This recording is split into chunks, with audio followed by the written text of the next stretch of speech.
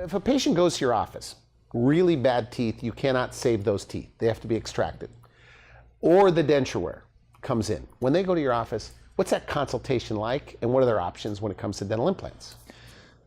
So basically, they have several options. They can go with 2 implants that would stabilize the denture. Basically, the denture would snap into the 2 implants. And I'll tell you the problem with that. Although it's a lot better than no implants, because no implants, the denture basically sits and rocks, right? 2 implants basically allows the denture to not pop up.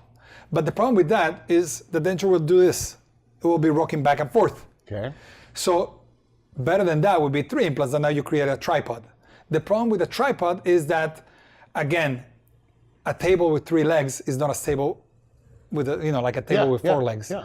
So the better option, if you're going to go with removable teeth, is basically 4 implants that snaps a denture in place. Now, what's the problem with that? The problem with that is that being that it's acrylic, being that it's a denture, dentures tend to break, tend to snap. Not only that, but as time goes on, basically food begins to accumulate under those dentures. And the dentures themselves, actually, they have little plastics that they wear off. And the denture, after a little while, becomes loose. And then they have to come back in. We have to do a reline. We have to change the plastics for them to engage again. Okay. So what is the best option? The best option is always fixed teeth. Teeth that don't come out. Teeth that don't come out. Why? Because they're in there, and it's basically what you used to have sometimes is better than what you used to have.